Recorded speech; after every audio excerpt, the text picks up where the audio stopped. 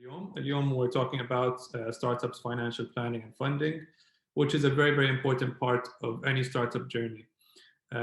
Startups are a bit different than a traditional business in the sense that they depend a lot on funding and investment in the early stage. A lot of startups don't break even or don't create enough revenue to cover their expenses in the first few years. So they will depend a lot on investment, and they do depend a lot on managing that investment appropriately and making sure they have enough runway to keep them going. And we'll talk a bit about what runway means and what kind of runway is important for a startup in different fields, whether it's completely tech focused, whether it's an offline business but has a tech angle to it. So we'll get into all of that. All right. This will be our agenda for today. Like I said, a little bit about us, and then we'll go straight into the topic of a life cycle of a startup, how you conduct financial planning, funding options, and then we'll open it for questions and answers. A little bit about us, and this is just not just to give you an overview about our company, but also to give you an idea about what kind of funding options there are out there. When you start taking your startup off the ground, you'll start looking at different funding opportunities, and you'll come across a few, and we'll get into them in more detail afterwards. You'll start looking at accelerators, you'll start looking at VCs, venture capital, you'll start looking at angel investors and angel network, and each one has a different dynamic in how they invest in a startup. Some will be more hands-on, some will add more value than just the cash investment. So they'll help open doors. They'll help you in the legal aspect of setting up incorporation, سجل التجاري وغيرها. And some will also help in hiring and finding the right talent that you need to grow. So I work for Flat6Labs. I'm an investment associate here, and Flat6Labs is the MENA area's largest seed stage investor. What we do is we both invest in startups and we provide non-cash investment in them as well. So each year we take around 12 to 16 startups here in Bahrain.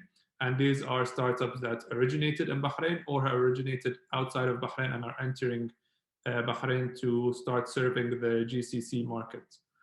What we do is we get applications each 6 months. We get around maybe 300 applications. We start filtering through them based on the business plan, the idea that they're trying to tackle, the problem, the proposed solution. We also start looking at the team that they have. So we look at what kind of talent and skill set they bring to the table. And then based on that, we'll filter them into roughly around maybe 30 or 40 startups. And then we'll conduct interviews to understand a bit more about their problem and what they're trying to solve. And then we have a selection committee in collaboration with Tenkeen, which is our main supporter. And then we'll start looking at the startups and what makes sense for our portfolio. We currently have a portfolio of 50 companies, and what we try to do is to make sure that each of the portfolio company can assist one another, so they can help each other in terms of providing a service, hiring, opening new doors, entering new markets. So that's what we do. And in addition to the Bahrain office, we have 6 other locations. We have in Abu Dhabi, Jordan, Saudi Arabia, Egypt, Tunisia, and Lebanon. This is a bit about what we do and what we provide. Like I said before, we provide the cash funding, and we also provide a wide variety of services, whether that be business development, incorporation support, co-working space. In the Bahrain office, we have a large co-working space for our portfolio companies to come and conduct meetings, work from here, whatever they need to run their operations. This is a bit about the services that we provide. And this is the Bahrain office. We've started since 2018, and we have 50 startups in our portfolio so far. These are some of our startups. Some you may know, some operate across Bahrain and the GCC. And like you see, this is a good example of our portfolio, which is what we call sector agnostic. And what that means is that we enter multiple sectors. We're not focused on just one. So we have Rasid, which is a fintech company for investing in US stocks, equities. We have Sept, which is a fashion aggregator into one app that understands, has an algorithm behind it that understands the consumer focus. We have Unipal for university students to access discounts and offers. And we have Tamarran for people to access gyms and find different sport-related activities. So one thing that all of these have in common is that at the very beginning, they have to start thinking about financial planning and understanding what financial resources they have, how to utilize that, and how to keep an eye on both the short-term needs as well as the long-term runway. So this is a typical life cycle of a startup, and maybe some of you are somewhere within that cycle, or maybe even before that, you're still in the idea stage. So typically a startup will start by being at the very, very early seed stage. So what that means is that it's an idea, it's developed a bit more, they've either created the application to go with it, or they've created the business model of where the revenue is going to come from, what are their typical customer base. They've already had some transactions, so they've showed some traction. At this stage, in order to get it off the ground, sometimes the costs might be very minimal. Yani we're talking here about a startup, a tech startup. There's not the typical costs that go with starting a traditional business, such as a retail shop or a restaurant or a coffee shop, where you have a lot of expenses in terms of renting the place, hiring a staff to keep it running. With a tech startup, and a lot of the apps that you use, it's very what we call lean. Lean just معناتها and the costs are very, very low at the very beginning. What you need is just a developer and someone with a business background. The developer is creating the application, creating the interface that you use and see when you're opening the application, as well as the back end, what goes behind the screen in terms of the program and the code that makes sure that it's running. In addition to that, you'll have someone with a business background who will think about what's the revenue model that makes sense for this startup, how to make money, how to scale, how to expand and enter new markets. At that point, you start entering what's called the startup stage. So now you've expanded a bit more, you have more customers, you're starting to serve a wider base of customers, so you'll need to expand the team. You might need to have an office as well for the team to meet and work. You might need to hire some more people to the team. You might need to add a marketing person, a web developer, an additional people in business, additional people in development, some app developers as well. So you're starting to build a team. And in that point of time, you start looking at investors to get you to the next stage. With the next stage, your early stage, and here, early stage, and then after that growth stage, what you've done at that point is that you've figured your product market fit. You understand where you are in the market exactly, what service you're providing, what your value is as opposed to your competition. So you might have a unique value proposition, you have a better price point, you have a better service, you've figured out what are the things that the customers are looking for, and now you're just growing and expanding. And at each stage, you're looking at different funding options to make sure that you are covering your budgets. This is a typical slide that you'll have when you're pitching to investors about allocating your budget. And this is something that you'll think about when you're creating your budget internally and also presenting it to any investors or business partners or anyone who needs to take a look at your finances. Typically speaking, you'll think of three main buckets or areas where you will be spending. One is the team. So you're going to be hiring a team, you're going to be paying salaries. You're going to want to make sure that you have enough cash in your budget to maintain that. The second part is marketing. In any kind of business, you're going to have to make sure that you get the word out to your potential customers. And you're going to want to make sure that you're getting it out in the right way, that you reach your customer base, and at the same time you're doing it in the most cost-effective way. In today's world, a lot of it is done with digital marketing, but then again, you'll have to make sure that you're using the right channels. You have a proper brand association, that people, when they see your marketing material, they are aware of what you're doing. They're aware that this is something that they're looking for, and they will then become potential customers. So this is marketing. And the last part is product. So product is the spending that you put into the product development. So this includes the kind of developer software that you'll need to purchase. If you need to purchase any cloud storage services, so on AWS, Microsoft, or anything else, as well as the developing team you might have. And we'll talk a bit about this further. You might have an in-house team, يعني يمكن واحد من الteam that you already have is a developer, or you might have to outsource it to someone directly, or to a company that will provide you with the app or the website that you need to run your business.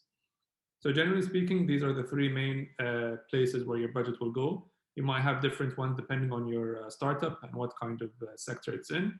And you might have different percentages based on what's important and based on what stage you are in your growth cycle. At some point, you might need to have a very small team. Sometimes even you might be a solo founder. So it's yourself, and you will focus more of your budget on marketing and product.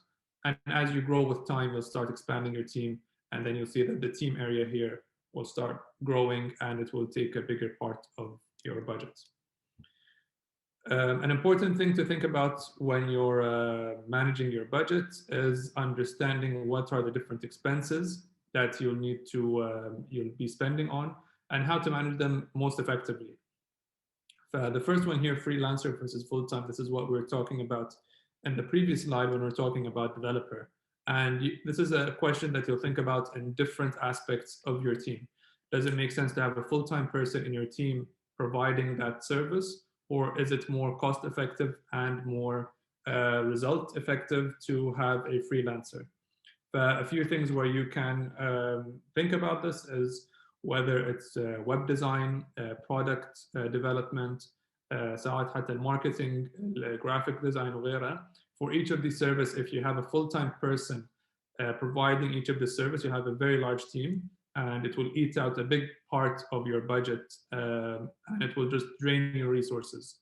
You'll need to think about how to become lean in a way that you can take off quickly and at the same time provide all the services that you need.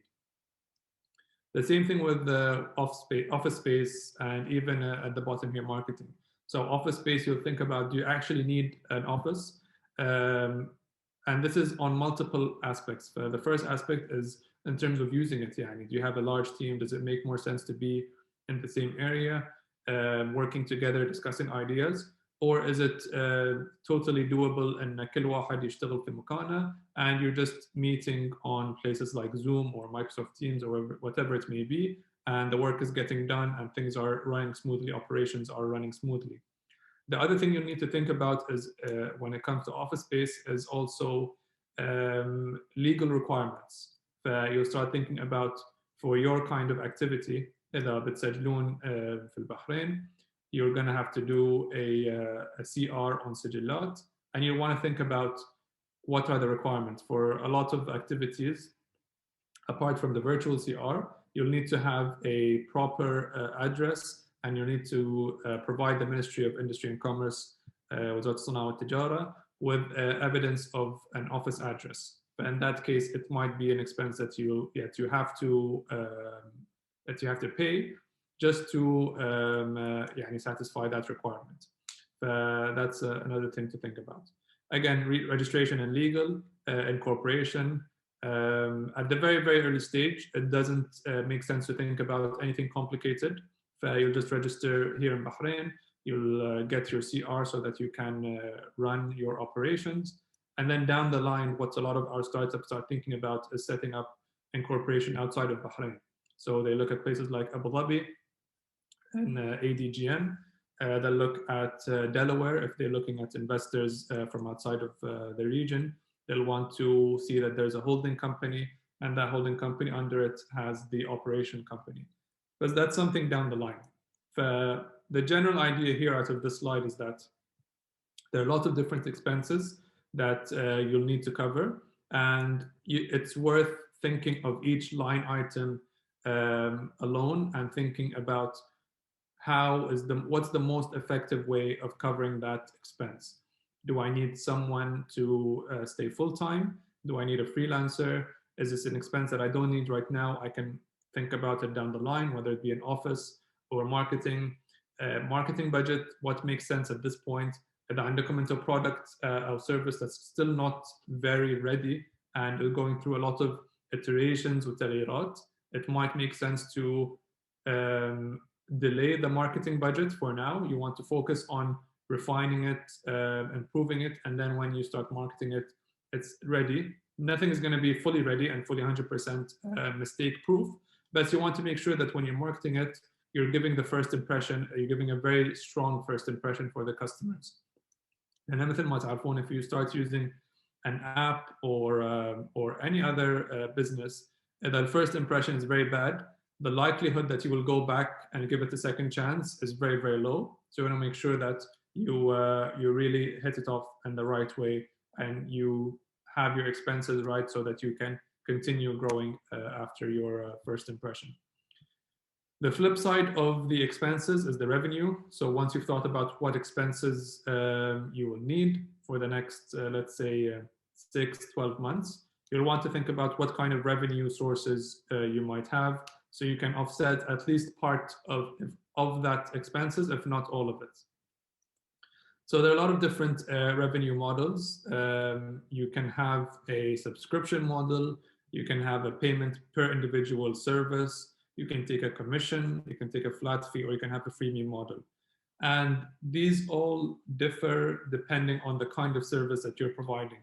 So مثلا, if it's a service that you use it every month, and go gym membership, membership with music streaming services, Spotify, Apple Music, وغيرها, then it makes sense to have a subscription model. You're dealing directly with the customer pays a certain amount each month, and they get the service that they want.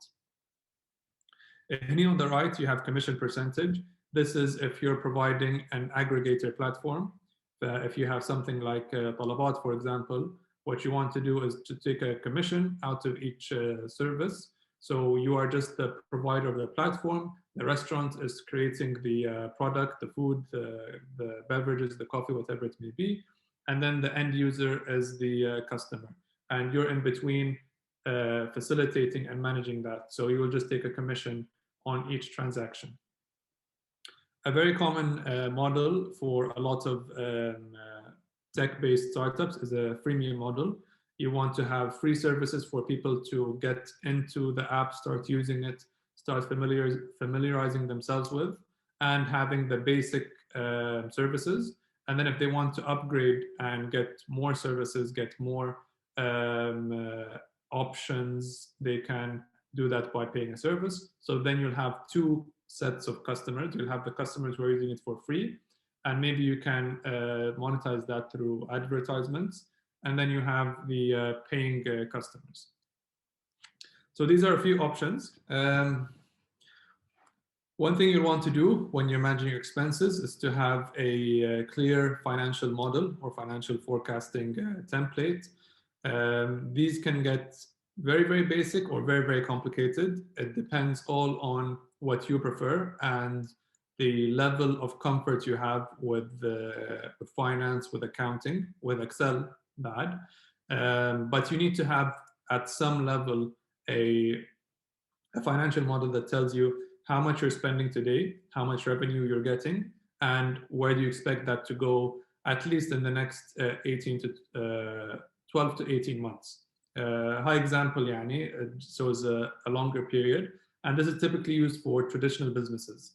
If you have a retail shop, a restaurant, coffee shop, you might want to look at the number of years. For startups, you're at the very, very early stage.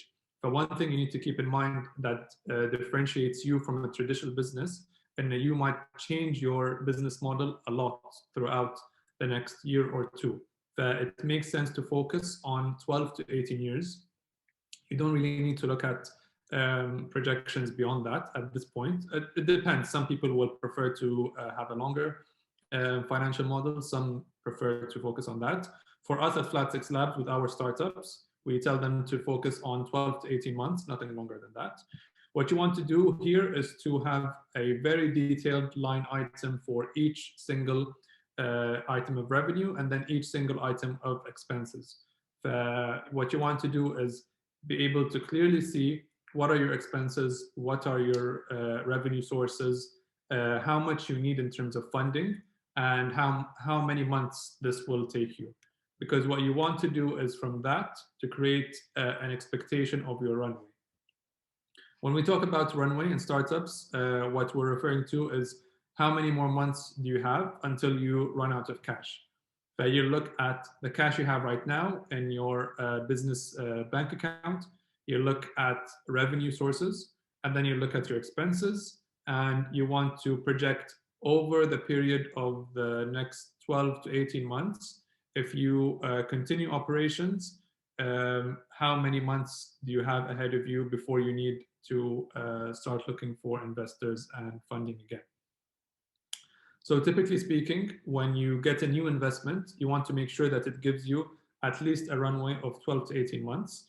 The reason behind that is that, and again, this is not a specific science or anything, but the idea is that when you finish a funding round, you want to then focus on your operations. You want to focus on building your team, improving your product, making tweaks, making changes, looking at your customers and understanding how they're interacting with your product. Can you change things? If not, just like that.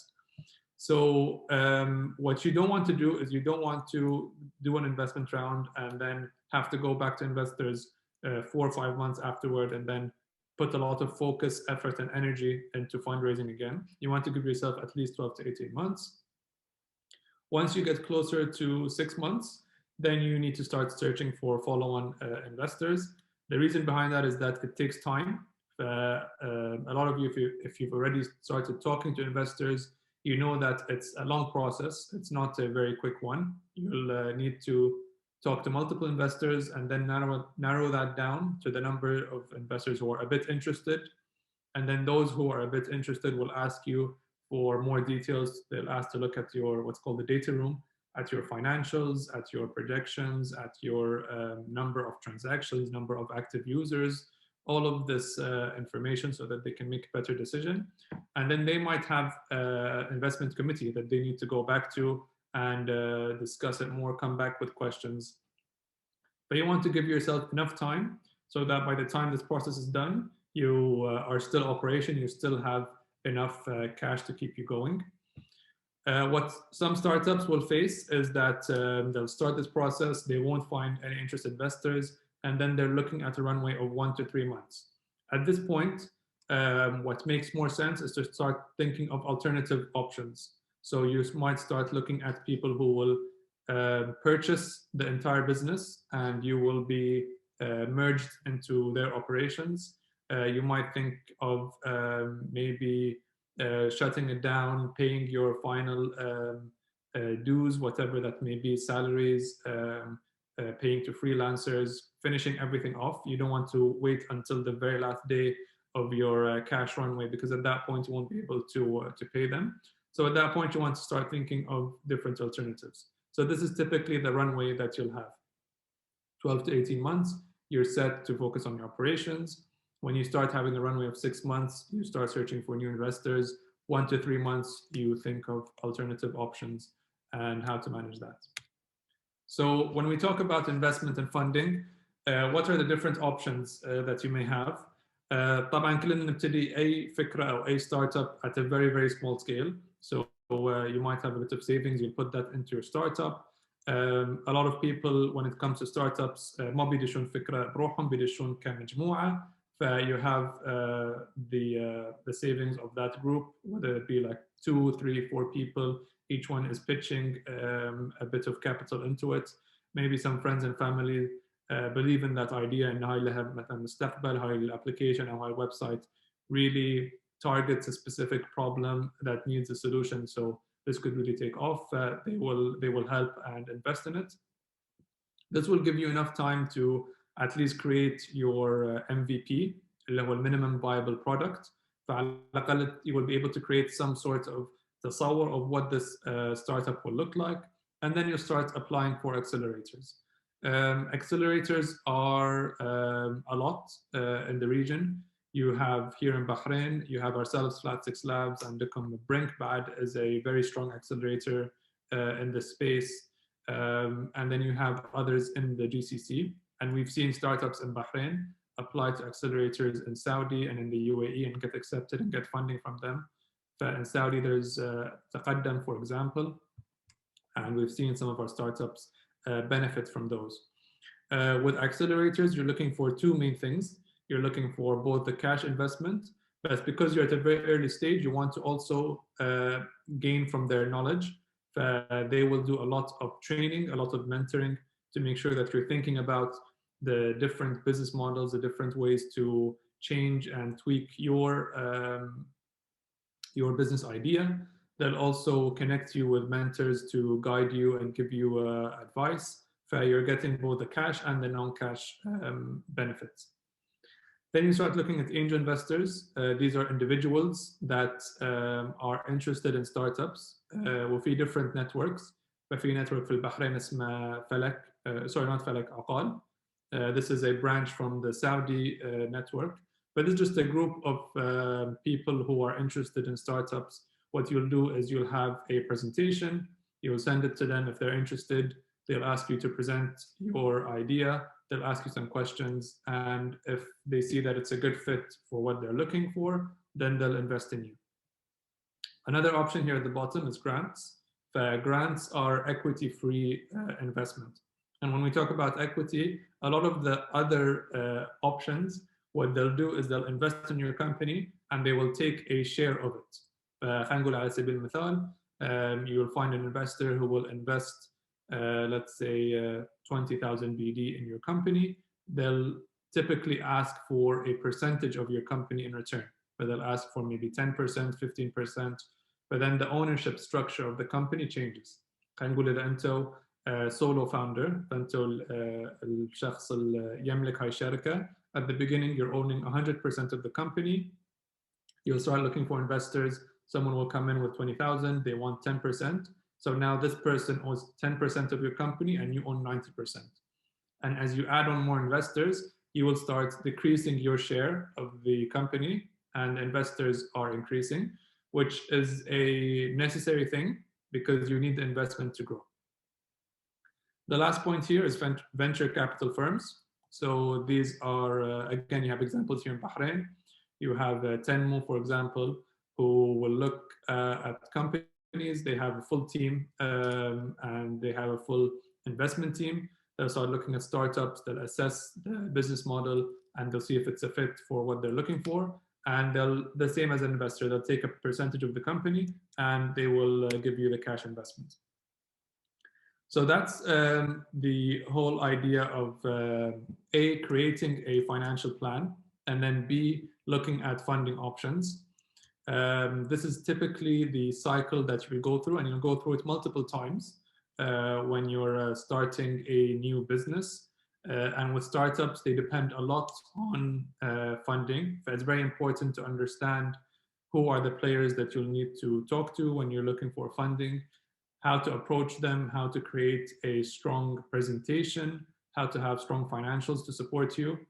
And it's also important to understand the difference between this and a traditional business. In a traditional business, you'll have a strong cash flow of revenue to sustain your expenses. But with a startup, you'll need to depend a lot on funding and understanding your financials.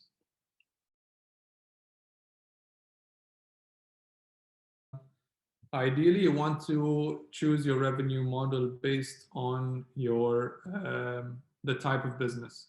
But طبعاً, like we all know, and anyone who's worked in startups will know that there are two different worlds. There's the ideal answer, and then there's the reality. Typically speaking, what you want to do is to see what makes sense for your business idea. إذا أنت عندك a service that people will need to use every single month, then you will look at a subscription model. If it's a one-off, you will look at individual payment. If there's enough to make a commission out of it, and even within a commission, you start thinking, should I take a commission as a يعني BD value or a percentage? فمثلا if you're providing a service of aggregating different restaurants, different خلينا نقول graphic designers, different web developers, whatever it may be, خلينا نقول عندك application, you're aggregating all of these service provider in one place.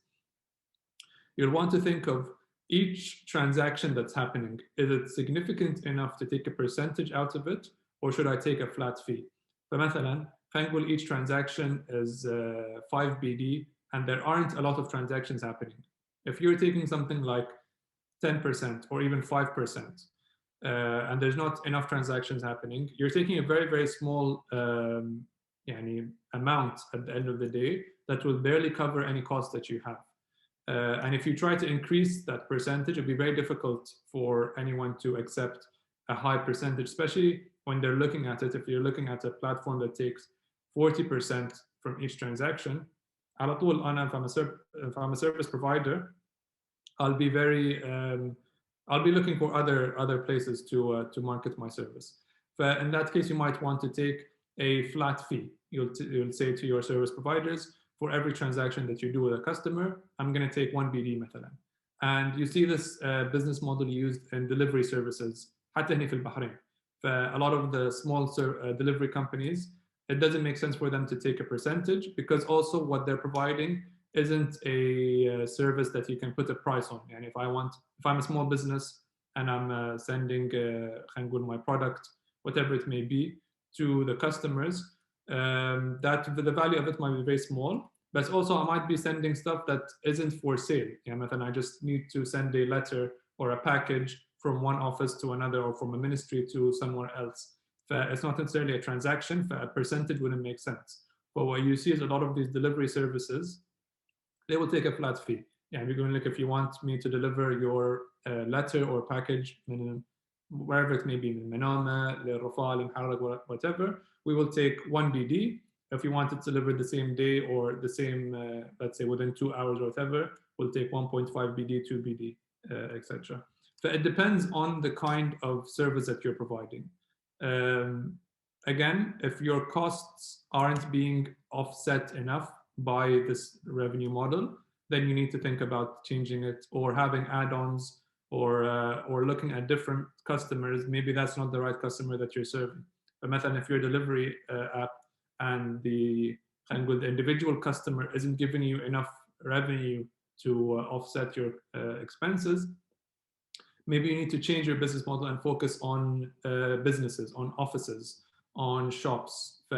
It's all about changing it a bit, and it's all about trial and error. And especially with startups, you need to get a product to the market, try it out, see if it works, come back to the drawing board and see what you need to change. Sure. It's a good question. There are a few investors in Bahrain, and especially with another thing is with COVID, a lot of investors from outside of Bahrain have been more accessible. It's been easier to meet with them through Zoom, present your idea, ask for funding. In Bahrain, it depends on the size of your company. You have Flat6Labs and Brink, who invest in early stage startups. You have Tenmu, who will look at in startups at the stage right after that. So it's still early stage, but they've went through an accelerator. They've found their product market fit. You've had a bit of traction, and you want to grow a bit further. You also have Plus VC that looks at bigger ticket sizes. You have MEVP, Middle East Venture Partners. They look at much bigger sizes as well. So they look at startups that have grown, expanded into a few different markets. So maybe if you're at the point that you're serving Bahrain, UAE, Saudi, then you can start looking at them. And then in the region, and if you do a search for VCs or angel investors in the region, you'll find a lot. عندك عقال in Saudi, Falak Investment Hub also in Saudi. You have SVC in Saudi. You have OTF, Oman Tech Fund in Oman. And a lot of these, almost all of them, they look at startups from all over the region. They might look more deeply and focus into startups that are looking to enter that market. So if I like, for example, they've invested in a few of our startups, but they are more interested in the ones that could enter the Saudi market. But they'll still invest in startups based or coming out of Bahrain, Oman, Kuwait, or there are a lot, honestly, of different investors. And the good thing is that they're across the spectrum of different ticket sizes. I think it's possible to find different investors. I have my email at the last slide. If you have any questions, let me know. This is actually the generic email. So my email is Mahmood at Flat6Labs. I'll put it here for anyone if you want to get in touch with me afterwards. And each person will tell you a different answer. For me, 100% it's the team. The team is the most important thing that we look for. The person or the team. That's basically the person behind the idea. Ideas are a lot. We all have ideas about an app or a business all the time. And I'm sure whenever you're sitting with friends, you discuss, oh, this kind of business idea will make a lot of money, or even this kind of app will be very useful, everyone will use it. But at the end of the day, it depends a lot on the team. A big thing we look for is, do you have a strong team that A, has the skill sets you need to grow and deliver this startup?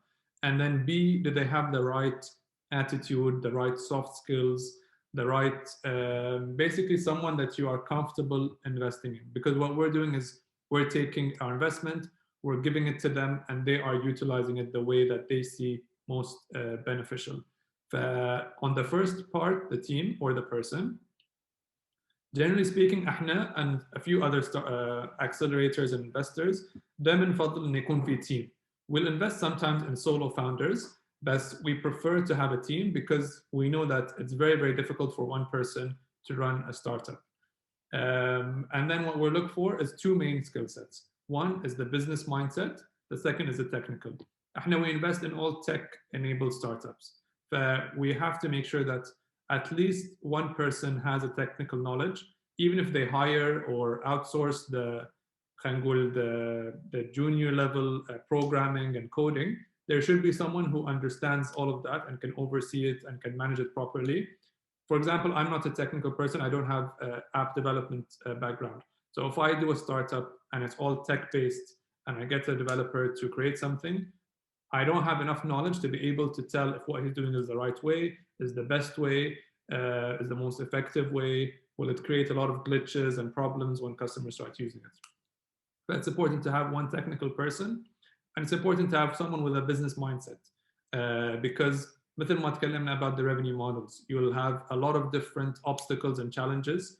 But if you have someone with a strong business mindset, they'll be able to navigate that, to be able to switch the business model, change it around, and be able to adjust whenever needed. So these are the two important things that we look for.